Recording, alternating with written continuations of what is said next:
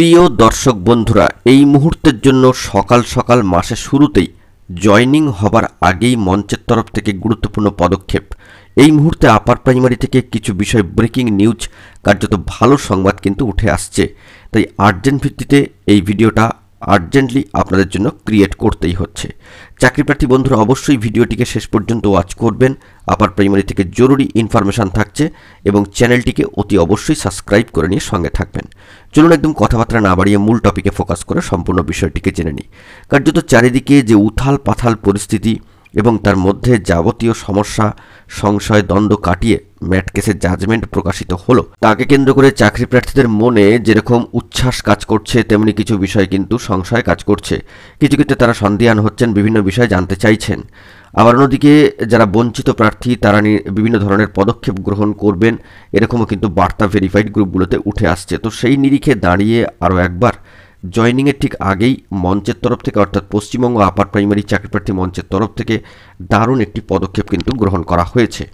কার্যত এই বিষয়ে তারা তাদের ভেরিফাইড গ্রুপে অত্যন্ত গুরুত্বপূর্ণ বার্তা ইতিমধ্যেই প্রোভাইড করেছেন এবং সেই নিরিখে বলা যেতে পারে যে পশ্চিমবঙ্গ আপার প্রাইমারি চাকরিপ্রার্থী মঞ্চ আবারও কিন্তু জয়েনিংয়ের ঠিক পূর্বেই এবং প্যানেল রিকাস্ট করে আবারও প্রকাশিত হওয়ার পূর্বেই একটি বড়সড় পদক্ষেপ, কার্যত সুনির্দিষ্ট ল পরামর্শ মেনেই, অর্থাৎ নির্দিষ্ট ল পরামর্শ তারা মেনে সিদ্ধান্ত গ্রহণ করেছেন এবং সেই অনুযায়ী কিন্তু কাজ করেছেন। অলরেডি সুপ্রিম কোর্টে ক্যাভিয়েট দাখিল কিন্তু করা হয়েছে। তাই এই বিষয়ে বিভ্রান্ত হওয়ার কিছু নেই। যে সমস্ত চাকরিপ্রার্থীরা বিভ্রান্ত হচ্ছেন, যারা লিস্টেড ছিলেন, যারা ইন্টারভিউ দিয়েছিলেন, সঠিকভাবে এগিয়ে গিয়েছিলেন, কাউন্সেলিং সম্পন্ন করেছিলেন, তাদের ক্ষেত্রে বিভ্রান্ত হওয়ার কিছু নেই। তদুপরি যে সমস্ত প্রার্থীরা ওয়েটিং বন্ধু রয়েছেন তাদেরও কিন্তু বিভ্রান্ত হওয়ার কিছু নেই। এ বিষয়ে পশ্চিমবঙ্গ আপার প্রাইমারি চাকরিপ্রার্থী মঞ্চ অফিসিয়ালি তাদের ভেরিফাইড গ্রুপে কিন্তু বার্তা দিয়ে দিয়েছে যে নির্দিষ্ট ল পয়েন্ট মেনে, পরামর্শ মেনে তারা এগোচ্ছেন এবং অলরেডি সুপ্রিম কোর্টে ক্যাভিয়েট কিন্তু দাখিল করা হয়েছে।